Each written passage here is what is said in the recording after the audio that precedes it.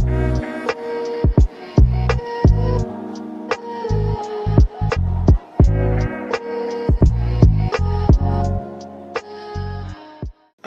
வணக்கம். இன்னைக்கு இந்த வீடியோல நம்ம பார்க்க போறது டிஎன் இ-சேவையில் எவ்வாறு கேன் ஐடி கிரியேட் செய்வது என்பதை பற்றி தான் நம்ம இந்த வீடியோல பார்க்க போறோம். இந்த வீடியோவை முழுசா பாருங்க. இந்த வீடியோவை நிறைய பேருக்கு ஷேர் பண்ணுங்க.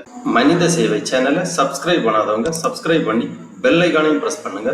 தமிழ்நாடு மின் ஆளுமை முகமை வழங்கும், அதாவது டிஎன் இ-சேவை வழங்கும் அனைத்து சேவைகளையும் நீங்கள் வீட்டில் இருந்தவாறு பயன்படுத்துவதற்கு முதலில் தமிழ்நாடு மின் ஆளுமை முகமை இணையதளத்தில் ஒரு ஐடி கிரியேட் செய்ய வேண்டும். அதன் பிறகு உங்களுக்கு தேவையான சேவைகளை செய்வதற்காக, அதாவது ஜாதி சான்றிதழ், வருமான சான்றிதழ், நேட்டிவிட்டி சான்றிதழ், விதவைகள் சான்றிதழ், முதல் பட்டதாரி சான்றிதழ் போன்ற சான்றிதழ்களை நீங்கள் விண்ணப்பித்து பதிவிறக்கம் செய்ய வேண்டும் என்றால் கேன் ஐடி அப்படிங்கிற, அதாவது CAN சிட்டிசன் அக்கவுண்ட் நம்பர், குடிமக்கள் கணக்கு பதிவு எண் என்ற எண்ணை நீங்கள் கிரியேட் செய்ய வேண்டும். அதற்கு எவ்வாறு கிரியேட் செய்வது என்பதை பற்றி தான் இந்த வீடியோல நம்ம பார்க்க போறோம். அதற்காக இந்த வெப்சைட்டை ஓபன் பண்ணிக்கோங்க. www.tnisevai.tn.gov.in. இந்த வெப்சைட்டோட லிங்கை நான் டிஸ்கிரிப்ஷன்ல கொடுக்குறேன். இதுதான் தமிழ்நாடு மின் ஆளுமை முகமை டிஎன் இ-சேவை இணையதளம். இந்த வெப்சைட்ல தான் இந்த சேவைகள் எல்லாமே நாம் பயன்படுத்திக் கொள்ள முடியும். அதற்காக முதலில் நீங்கள் பயனாளர் உள்நுழைவு அப்படிங்கிற இந்த ஆப்ஷன்ல போயிட்டு லாகின் பண்ண வேண்டும். லாகின் பண்றதுக்காக யூசர் நேம், பாஸ்வேர்டு, இந்த கேப்சாவை இங்க என்டர் பண்ணி லாகின் பண்ணணும். புதுசா இருக்கவங்க எவ்வாறு நியூ யூசர் ஐடி கிரியேட் பண்றது அப்படிங்கறத பத்தி ஏற்கனவே சேனலில் ஒரு வீடியோ போடப்பட்டுள்ளது. அந்த வீடியோவோட லிங்கை நான் இந்த வீடியோவோட டிஸ்கிரிப்ஷன்ல போடுறேன். அதை பார்த்து நீங்க எவ்வாறு இ-சேவை ஐடி கிரியேட் செய்வது என்பதை பற்றி தெரிந்து கொள்ளலாம். அவ்வாறு இ-சேவை ஐடி கிரியேட் செய்தவர்கள் இந்த பேஜ்லயே சைன் இன் பண்ணிக்கோங்க. உங்களது யூசர் நேம், நீங்க கிரியேட் பண்ணிருக்கக்கூடிய பாஸ்வேர்டு கொடுத்து லாகின் பண்ணிக்கோங்க. இப்போ நம்ம இ-சேவை இணையதளத்துல லாகின் பண்ணியாச்சு. லாகின் பண்ண பிறகு இங்க சர்வீஸ் டீடைல்ஸ் எல்லாமே கொடுத்திருக்காங்க. பலவிதமான சேவைகள் கொடுக்கப்பட்டுள்ளது. இதுல நமக்கு என்ன சேவை தேவையோ அதை நாம் பயன்படுத்திக் கொள்ளலாம். அதற்காக நீங்க சர்வீஸ் வைஸா சர்ச் பண்ணலாம், டிபார்ட்மெண்ட் வைஸா சர்ச் பண்ணலாம். இப்போ உங்களுக்கு உதாரணமாக வருமான சான்றிதழ் தேவை என்றால் டிபார்ட்மெண்ட் வைஸா நீங்க செக் பண்ணிக்கோங்க. ரெவென்யூ டிபார்ட்மெண்ட் இருக்கு. ரெவென்யூ டிபார்ட்மெண்ட்டுக்குள்ளாடி தான் வருமான சான்றிதழ்கள் எல்லாமே வருது. Community certificate, nativity certificate, income certificate, first graduate certificate, இது எல்லாமே ரெவென்யூ டிபார்ட்மெண்ட்டுக்கு கீழே வரக்கூடியது. இப்போ நம்ம கம்யூனிட்டி சர்டிபிகேட் விண்ணப்பிப்பதற்காக எவ்வாறு கேன் ஐடி கிரியேட் செய்வது என்பதை பற்றி பார்க்கலாம். இந்த லிங்க்ல நீங்க கிளிக் பண்ணிக்கோங்க.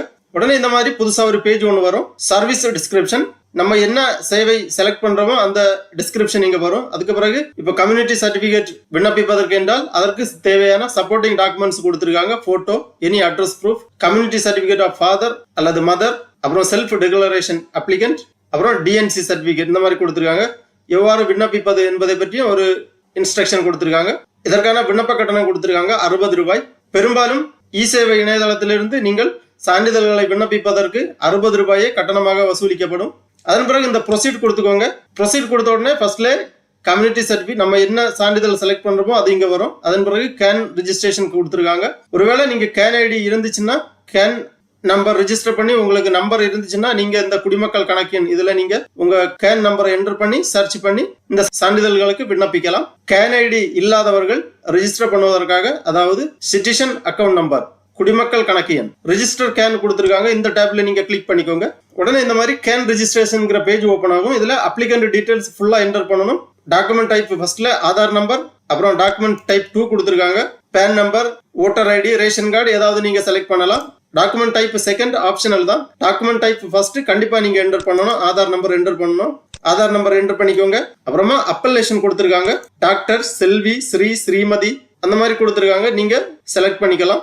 அப்புறமா அதன் பிறகு அப்ளிகன்ட் நேம், விண்ணப்பதாரரின் பெயர் தமிழில், பாலினம் கொடுத்திருக்காங்க, marital status, date of birth, relationship, father, husband, guardian name, mother name, தந்தை, கணவர் அல்லது பாதுகாவலர் பெயர் தமிழிலும் ஆங்கிலத்திலும் எழுதப்பட வேண்டும். ரிலிஜியன், மதம் கொடுத்திருக்காங்க. ஜாதி கேட்டிருக்காங்க. அக்குபேஷன் கேட்டிருக்காங்க. கல்வி தகுதி விவரங்கள் எல்லாமே தெளிவா என்டர் பண்ணிக்கோங்க. அப்புறம் கரண்ட் முகவரி, தற்போதைய முகவரி கேட்டிருக்காங்க. மாநிலம், மாவட்டம், taluk, revenue village, admin unit, அதாவது நிர்வாக அலகு, வார்டு நம்பர், தெரு நம்பர், பில்டிங் நம்பர், அந்த மாதிரி தற்போதைய முகவரி விவரங்களை கிளியரா என்டர் பண்ணிக்கோங்க. அப்புறம் நிலையான முகவரி கேட்டிருக்காங்க. நிலையான முகவரியும் தற்போதைய முகவரியும் சேமா இருந்துச்சுன்னா இங்க ஒரு ஆப்ஷன் கொடுத்திருக்காங்க. If permanent address same as current address, இந்த செக் பாக்ஸ்ல டிக் பண்ணிக்கோங்க. நீங்க தற்போதைய முகவரியில கொடுத்த முழு முகவரியும் இங்க நிலையான வீட்டு முகவரியில வரும். அதன் பிறகு கான்டாக்ட் டீடைல்ஸ் கேட்கறாங்க. ஃபோன் நம்பர், மொபைல் நம்பர், மின்னஞ்சல் முகவரி எல்லாமே என்டர் பண்ணி ஜெனரேட் ஓடிபி கொடுத்துக்கோங்க. நீங்க என்டர் பண்ணியிருக்கக்கூடிய மொபைல் நம்பருக்கு ஓடிபி சென்ட் பண்ணுவாங்க. அந்த ஓடிபியை என்டர் பண்ணி சப்மிட் பண்ணீங்கன்னா ஆதார் வெரிஃபிகேஷனுக்காக உங்களது ஆதார் லிங்க் பண்ணி இருக்கக்கூடிய மொபைல் நம்பருக்கு ஓடிபி சென்ட் பண்ணுவாங்க. அந்த ஓடிபியை என்டர் பண்ணி சப்மிட் பண்ண பிறகு பேங்க் டீடைல்ஸ் என்டர் பண்ணணும். பேங்க் டீடைல்ஸ் எல்லாமே என்டர் பண்ணி நீங்க ரிஜிஸ்டர் பண்ணிக்கோங்க. உடனே உங்க கேன் நம்பர் ஜெனரேட் ஆகி டிஸ்பிளே ஆகும். அந்த கேன் நம்பரை நோட் பண்ணி வச்சுக்கோங்க. அதன் பிறகு உங்களுக்கு எப்போ வேணும்னாலும் இந்த கேன் நம்பரை யூஸ் பண்ணி தான் நீங்க எந்த சான்றிதழ்களுக்காக விண்ணப்பிக்க வேண்டும் என்றாலும் இதே கேன் நம்பர் தான் யூஸ் பண்ண வேண்டும். ஆகவே பொதுமக்கள் தமிழ்நாடு அரசு வழங்கும் இந்த இ சேவைகளை உங்களது வீட்டிலிருந்தே பயன்படுத்திக் கொள்ள தமிழ்நாடு மின் ஆளுமை முகமை இணையதளத்தில் ஒரு ஐடி கிரியேட் செய்து அதன் பிறகு கேன் நம்பர் ரெஜிஸ்ட்ரேஷன் செய்து உங்களது சான்றிதழ்களை நீங்கள் வீட்டில் இருந்தவாறே விண்ணப்பித்து பெற்றுக்கொள்ளலாம். பொதுமக்களுக்கு ஒரு அருமையான சேவை, இ சேவை, இணைய சேவை, இணைய சேவை. வீட்டில் இருந்தவாறே உங்களது இணைய சேவைகளை நீங்கள் பயன்படுத்திக் கொள்ளலாம். ஓகே நண்பர்களே, இந்த வீடியோ உங்களுக்கு உபயோகமா இருந்துச்சுன்னா லைக் பண்ணுங்க, ஷேர் பண்ணுங்க. மனித சேவை சேனலை சப்ஸ்கிரைப் பண்ணாதவங்க சப்ஸ்கிரைப் பண்ணி பெல் ஐகானையும் பிரஸ் பண்ணுங்க. அனைவருக்கும் நன்றி, வணக்கம்.